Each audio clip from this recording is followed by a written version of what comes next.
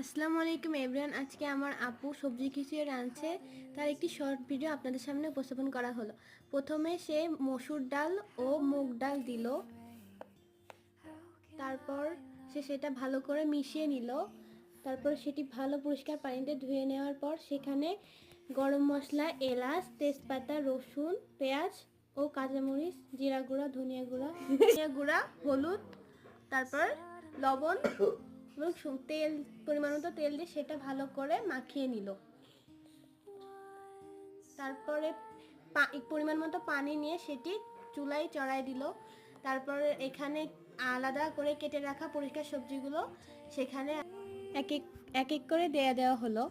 তারপরে সেখানে বাঁধাকপি কুচি, লাল শাক ও ভালো করে নাড়াচাড়া করা হলো খুন্তি দিয়ে। তারপর সেখানে দেওয়া হলো বাঁধাকপি।